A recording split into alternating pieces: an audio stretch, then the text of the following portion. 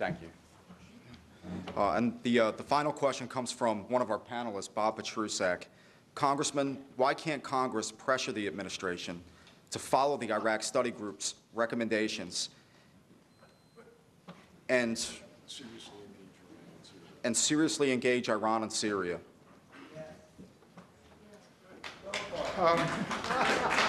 Well, I've been to Damascus. I've met with Assad, and I think that this is a discussion we have to have. First of all, I think we make a mistake sometimes. We put Iran and Syria in the same boat. Syria is a very secular state. It's a Sunni state. It's not a religious state. Assad's father kicked the religious people out when he took power years ago. They have very different interests, but there's an old adage in the Middle East, the enemy of my enemy is my friend. There is some concern about the Iraqi study group because it did call for Syria and the Golan Heights going back in terms of what this does to other foreign policy issues.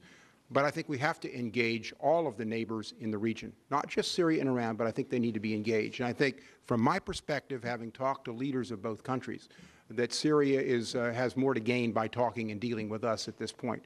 But we should talk to them. We also need to talk to Saudi Arabia. Jordan can be completely destabilized with a mass Sunni exodus going out the other side. And that jeopardizes the whole region. So you know, I think we should. Bob, the answer is, as you know, I've been on record as favoring engagement with those countries. I was not critical of Mrs. Pelosi when she went over to Syria because I'd been there myself. And Frank Wolf, my colleague, went over there the week after. I know how the administration feels in terms of isolating these groups. And had that policy been effective, I might have agreed with them. But look at where we are. And so I think you're going to have to engage those countries along with other countries in the region. And it's difficult, given the circumstances we went in, to get countries to want to volunteer and come in and help us, because so many of the colleagues of the areas around them said we shouldn't do this in the first place. Having said that, they recognize the ramifications of failure and a precipitous withdrawal and what that does to the area. So it is in everyone's interest to continue the dialogue and to try to work together regionally for this solution. And what happens, just remember, the Ottomans were Sunnis. They governed the region for hundreds of years. The Shia have, I think, a lot of pent-up frustration, having been down for hundreds of years, and now they're the majority. They're not going to give this up readily. It's a very difficult equation, and we're going to need the engagement of neighboring states if this thing is ever going to fit together, in my opinion.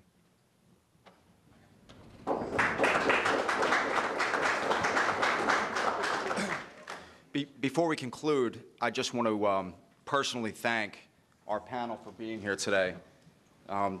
Sister, Mr. Beers, Mr. Petrusak, and Congressman Davis. Congressman Davis, we really want to thank you for coming out here and thank everybody for facing being polite about it. I know I am. Yeah. And this isn't an easy debate. This is something that has divided our country. You know, this is a terrible meeting. We haven't even gotten to anything that we should be talking about. And so let's not thank Representative Davis, who's been, for the most part, lockstepping with the Bush administration for the last 3 years. Hold on. You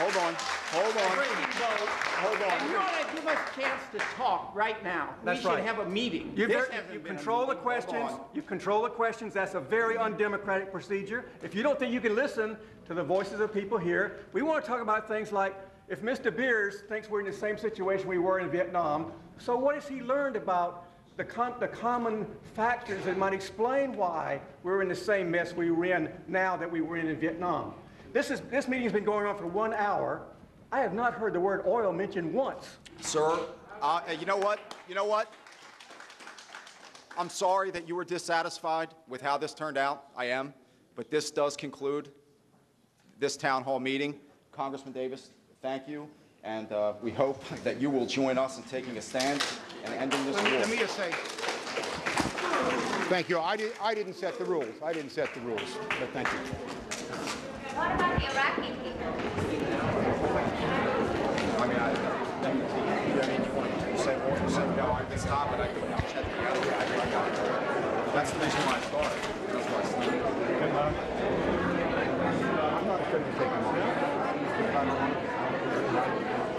It's always a pleasure, Mr. Davis. Thank you very much. I just want to add what I do, and that is, if the enemy of my enemy is my friend, why can we not develop a better based on our common enmity with Al Qaeda.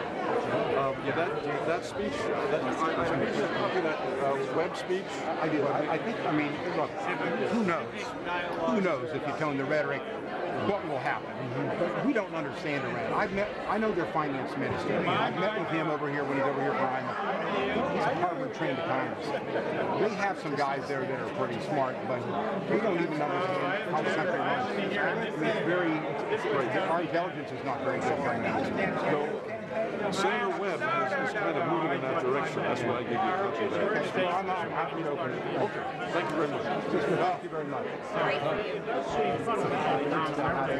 To not have people stand up and... Mr. Davis is right here. I will. I know. I've known him for 25 years. They set the rules. I see. No, I'm not talking about you. Mr. Davis.